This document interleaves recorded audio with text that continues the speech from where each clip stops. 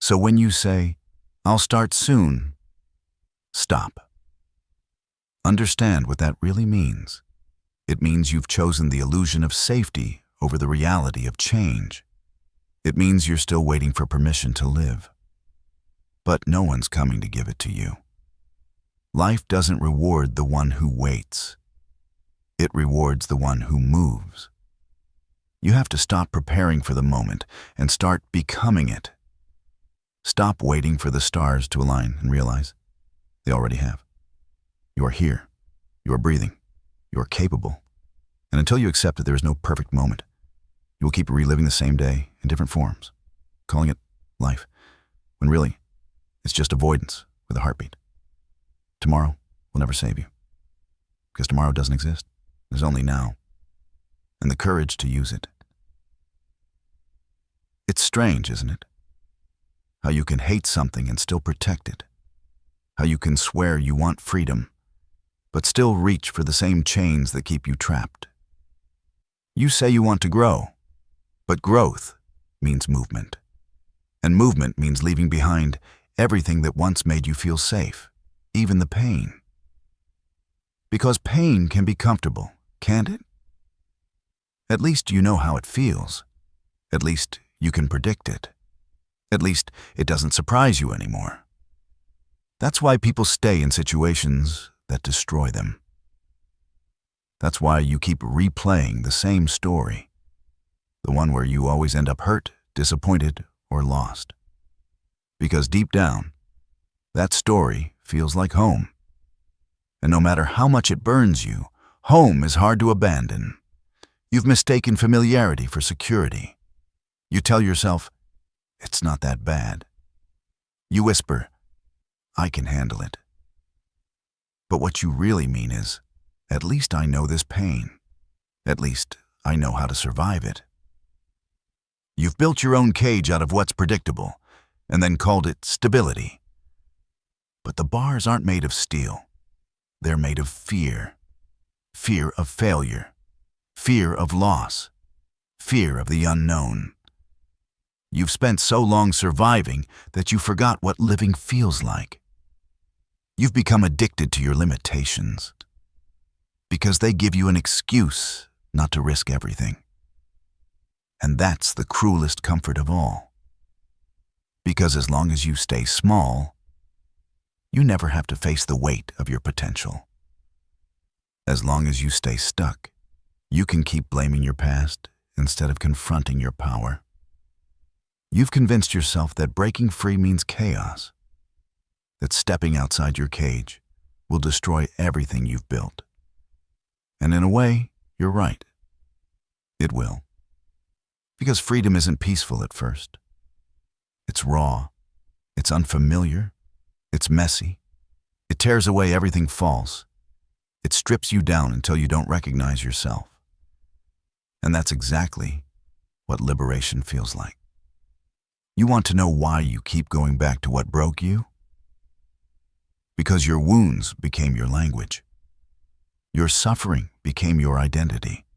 You don't know who you are without it. That's the cruel irony of the human heart.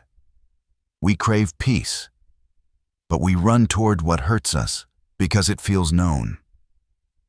We'd rather drown in familiar waters than risk the uncertainty of air. But listen closely. There is no growth inside your comfort zone. There is no healing in what you've already mastered. There is no peace in pretending you're okay with less than what you're capable of. Your cage feels safe only because you've forgotten what open skies look like. You've clipped your own wings and convinced yourself you were never meant to fly.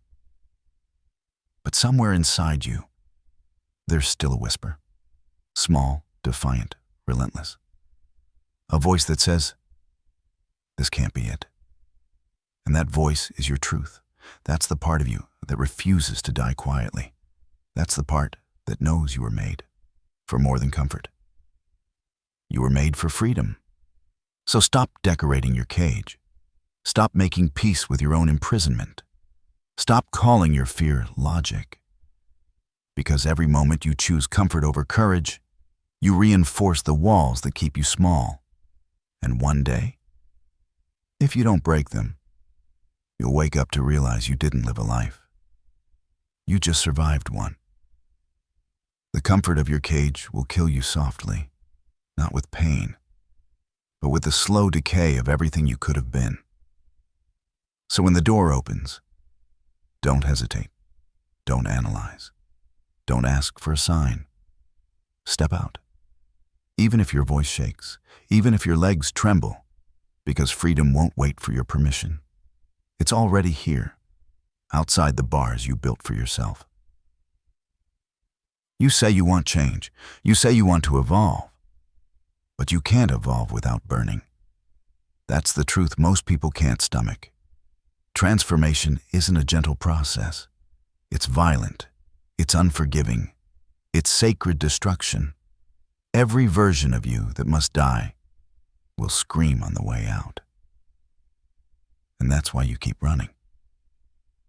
Because deep down, you know that real change doesn't just adjust your life. It shatters it.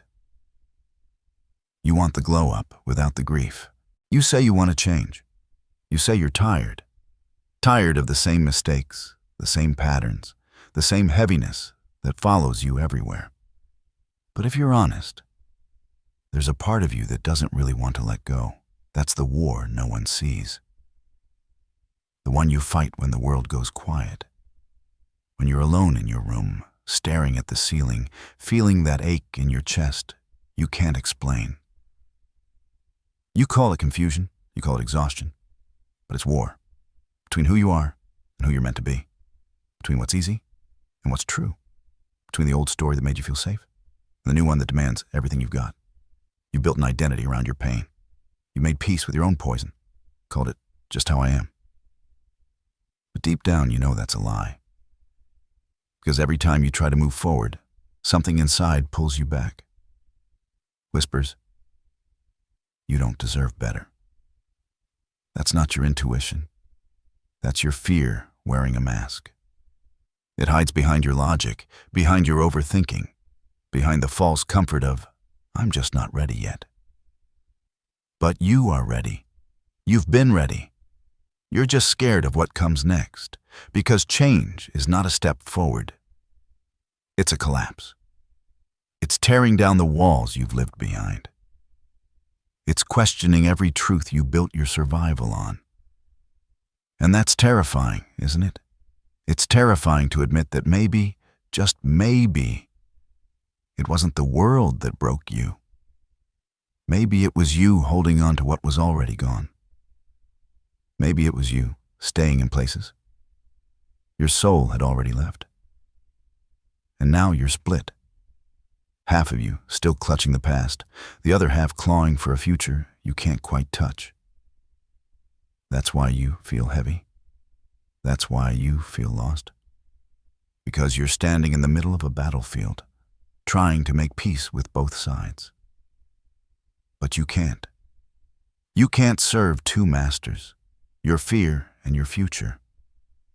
You can't keep patching the wounds you refuse to stop reopening. You have to choose. Will you keep feeding the part of you that wants to stay small? The part that finds identity in brokenness? Or will you finally turn on it, look it in the eye, and say, no more? Because this war doesn't end when things get easier. It ends when you stop betraying yourself. When you stop apologizing for wanting more. When you finally understand that your pain isn't your home. It's your proof. Proof that something inside you is still alive, still fighting, still reaching for the person you were always meant to become. And the moment you stop running from that, the war ends. You keep telling yourself, soon. I'll start when I have more time. I'll change when things calm down. But you and I both know that day never comes. Tomorrow has become your hiding place, a safe little illusion where you keep storing your potential. You tuck your dreams there like old clothes that no longer fit. or on promising yourself you'll wear them someday. But someday is a lie you keep buying to avoid facing yourself today. You've built an altar to later. You worship it every morning with promises you'll forget by night. You whisper, "Tomorrow I'll be stronger. Tomorrow I'll be brave." But what you don't see is that tomorrow keeps stealing your life. One quiet, unnoticeable day at a time. You've confused thinking with doing. You've mistaken preparation for progress. You've convinced yourself that waiting is wisdom, when really, it's fear dressed as patience. You tell yourself you're being careful, that you're planning, that you're making sure it's the right time. But there's no right time. To become who you're meant to be, there's only now. And now is slipping through your fingers every time you look away. You've made an art of self-delay. You know how to romanticize your struggle, how to talk about change without ever touching it. You know how to sound like you're evolving, while secretly staying still. Because motion is scary when it means leaving your old self behind. You've built a home in your own waiting room. And every time life calls your name, you answer, "Not yet." Not yet, because it might fail. Not yet, because it might hurt. Not yet, because what if I'm not enough? But what if you are? What if the only thing standing between you and your future is your own hesitation? What if the pain you're trying to avoid by waiting is the very thing that would set you free? Every day you hesitate. The version of you that could have been fades a little more. Every not yet kills a possibility. Every delay costs you another piece of your potential. And you know what's worse? You start to get used to it. You start to normalize the ache. You start calling your stuckness peace, because at least it doesn't hurt as much as trying. That's how people lose themselves. Not in one big tragedy, but in 1,000 small postponements. They die slowly, hidden behind their own tomorrows. The breakthrough without the breakdown. The freedom without the fire. But that's not how rebirth works. The fire isn't your enemy. It's your initiation. It's not there to punish you. It's there to purify you. It's the universe saying, "You said you wanted to change. Prove it." And that's where most people turn back. Because when the burning starts, when your old life starts falling apart, it's easy to think something's gone wrong. It's easy to mistake transformation for tragedy. But what's dying isn't your life. It's your limits. The fire doesn't destroy who you are. It destroys who you're not. It burns away your excuses, your false identities, your comfort, your illusions of control. It forces you to face what you've buried. It shows you everything you've been avoiding in the name of healing slowly. That's why you've been stuck. Because you keep treating your fire like a threat, when it's the very force that could set you free. You say you want clarity, but clarity comes through chaos. You say you want strength, but strength is forged through struggle. You say you want peace, but peace is born on the other side of pain. You can't get there clean. You can't get there untouched. You can't keep holding on to everything and expect to rise. Something has to burn. Maybe it's your fear. Maybe it's your pride. Maybe it's your dependence on people who only loved your weakness. Maybe it's the version of you that keeps pretending they're fine. You've been standing outside the fire, watching, analyzing, waiting for it to calm down. But that's not how fire works. It doesn't calm down. It consumes. And the longer you wait, the colder your spirit becomes. That's why you feel stuck in the same loop. Because change isn't waiting for you to be ready. It's waiting for you to let it hurt. You have to step into the flames willingly. You have to allow the burning to do what it came to do. Strip you of the person you were never meant to stay. Yes, it will hurt. It will tear through every layer of comfort you've built. You will lose people. You will lose parts of yourself. You will lose certainty. But what you gain is real. What you gain is you. Because fire doesn't just destroy, it reveals. It shows you what's solid, what's pure, what's unbreakable. It shows you who you truly are when everything fake has turned to ash.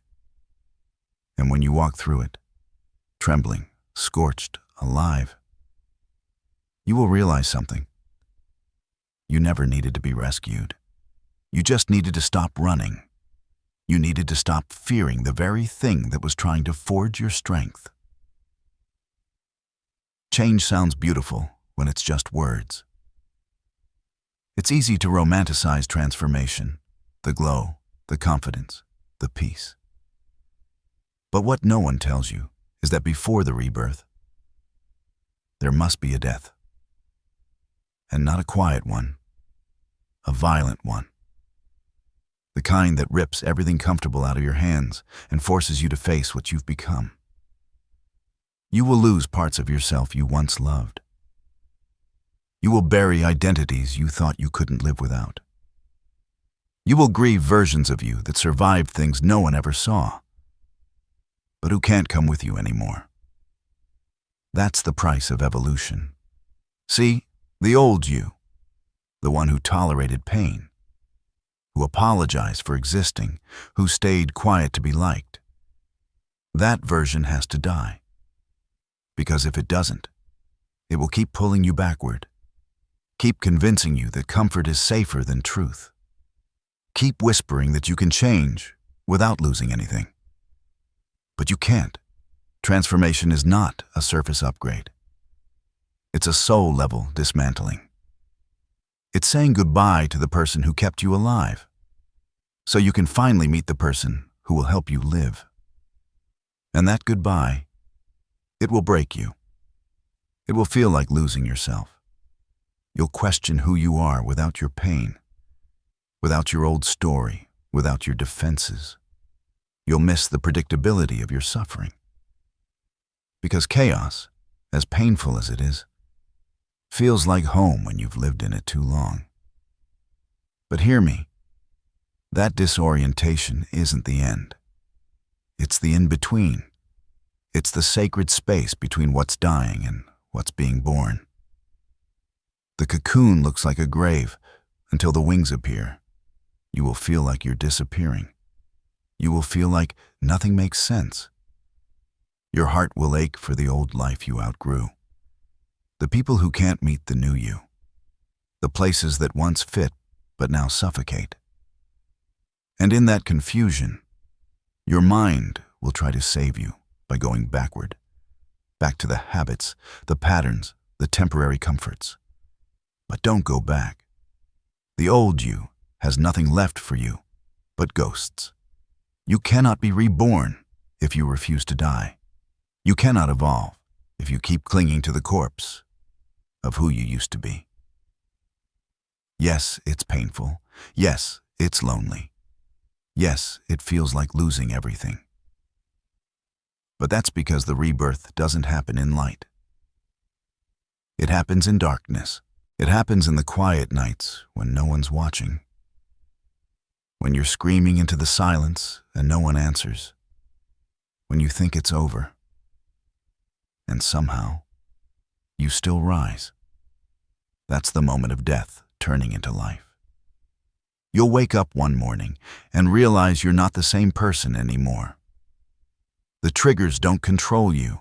The opinions don't define you. The past doesn't hold you. You've outgrown the version of yourself who thought they couldn't survive this. You'll look in the mirror and see someone new. Not because you've become someone else, but because you finally remembered who you were before the world dimmed your light. That's what the death was for. It wasn't punishment. It was preparation. It was life stripping away everything false so you could return to your essence. Raw, real, unfiltered. It was the fire refining the gold. And once you rise from that, once you crawl out of the ashes, bruised but breathing, trembling but unbreakable, you'll understand something most people never do. You were never broken. This is the moment you've been avoiding, and the one you've secretly been craving. The moment when the ashes start to shift, when the silence after destruction begins to hum with life again. When you realize the old you is gone. And that's exactly what was supposed to happen. Because this right here, is the rise. It doesn't start with applause. It doesn't come with clarity or peace. It starts with a heartbeat, a breath, a flicker of defiance deep inside your chest, whispering, "I'm still here." You thought breaking was the end.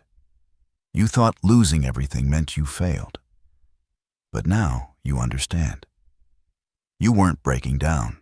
You were breaking open. Every collapse was carving space for something stronger to be born. And now, that strength is waking up. The rise begins quietly. No lightning, no grand announcement. Just the decision. The quiet, stubborn decision that you will not stay on the ground. That you will not let the world, the pain, or your past dictate what happens next. You start standing taller, even when you still shake. You start speaking truth, even when your voice trembles.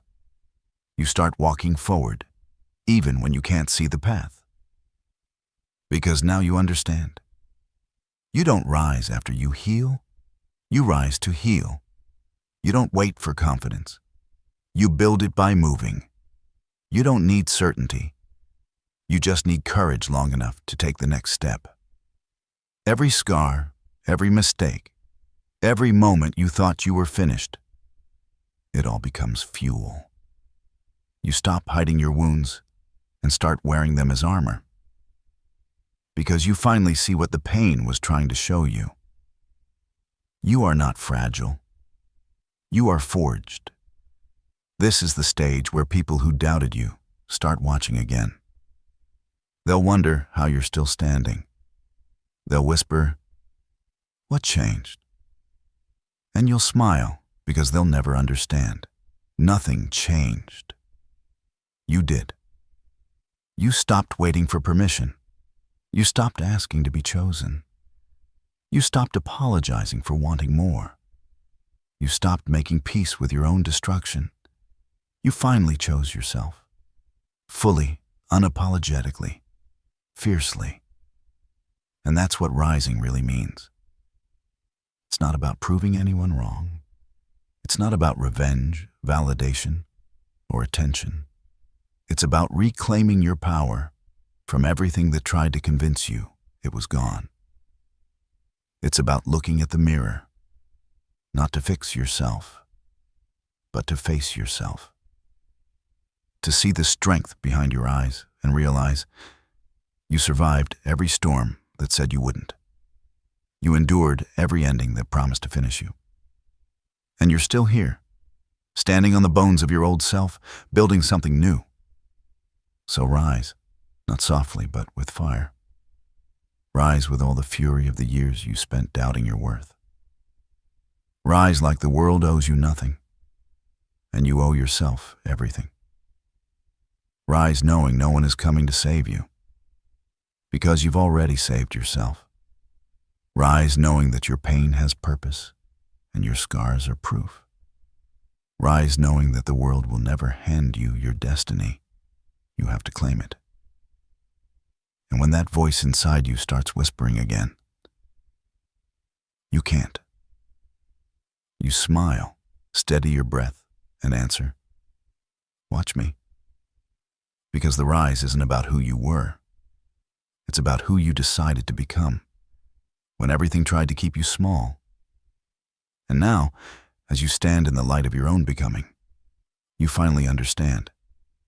This isn't the comeback. This is the arrival. You've risen, not because life became easier, but because you became unstoppable.